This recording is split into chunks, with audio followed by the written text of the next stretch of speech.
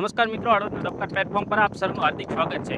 મિત્રો, અત્યારે અમે છીએ જેઠવા ધારે જ્યાં મોરબી બ્રાન્ચની કેનાલ પસાર થાય છે, જે નર્મદાની ત્યાં છીએ.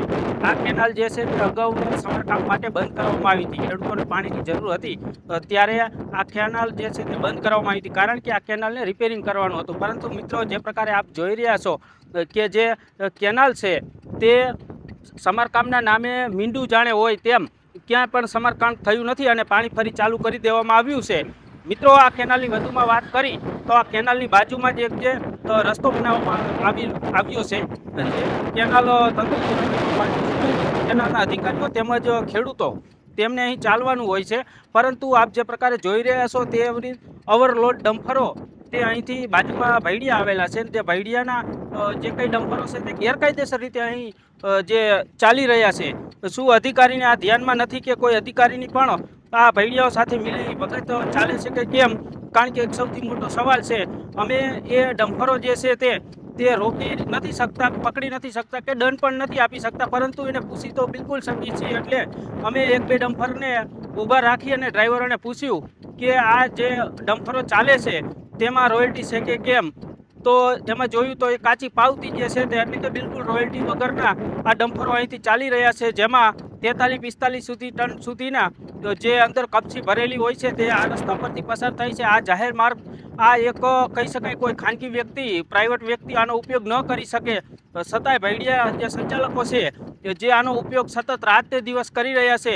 જોકે આના ઘણા બધા નિયમો હોય છે ભૈડિયાના, તે તો આપણે અગાઉ અલગ અહેવાલથી બતાવશું. પરંતુ હાલ આ કેનાલની વાત કરીએ તો આ કેનાલ જે સમારકામ માટે બંધ કરવામાં આવી હતી, ખેડૂતોને પાણીની તાતી જરૂર હતી અને ત્યારે ખેડૂતોને પાણી નથી મળી રહ્યું, કારણ કે આ કેનાલ વ્યવસ્થિત રિપેરિંગ થઈ જાય, પરંતુ રિપેરિંગ નથી થઈ અને બાજુમાં જે રસ્તામાં ઓવરલોડ ડમ્પરો ચલાવી અને આ કેનાલ સતત તોડી રહ્યા છે. તો આ કોઈની પ્રાઇવેટ એકલાની માલિકી નથી, આ જાહેર જનતાની આ પ્રોપર્ટી ગણી શકાય અને આને કોઈ એક વ્યક્તિ કે બે વ્યક્તિ કઈ રીતે તોડી શકે તે સૌથી મોટો પ્રશ્ન છે. આ કેનાલના રસ્તા પર વાહનો ચાલે છે ત્યારે અમે કેનાલ અધિકારીને પણ પૂછ્યું હતું. આવો સાંભળી કેનાલ અધિકારી શું કહી રહ્યા છે. અવિનાશ કુમાર અશ્વિનભાઈ ગામિત આ ઓફિસમાં અધિક મદદની સિનિયર તરીકે ફરજ બજાવું છું. હવે તમે જે મોરબી બ્રાન્ચ કેનાલ પર ટ્રકો ચાલે છે એ અમારે ધ્યાનમાં છે. ઘણા ખેડૂતોએ રજૂઆત કરી છે, તો અમે ટૂંક સમયમાં ખેડૂતોની રજૂઆત ધ્યાનમાં લઈને એ ટ્રકો બંધ કરાવવા માટે નોટિસો આપીશું અને ટૂંક સમયમાં જેમ બને તેમ વહેલી તકે આ ટ્રકો બંધ કરાવીશું. નોટિસ 2-3 દિવસમાં નોટિસો આપી દઈશું અને અઠવાડિયાની અંદર એક ટ્રકો બંધ થાય એ રીતના નોટિસમાં રજૂઆત કરીશું. આ ડેમેજ થયું એના વિશે અમે નોટિસમાં એનો ઉલ્લેખ કરીશું અને હવે એના પછી આ ટ્રકો બંધ થાય અને જો હવે પછી આવું નુકસાન થશે તો એમની ભરપાઈ તમારે કરવી પડશે. એ રીતનું અમે અગાઉ નોટિસ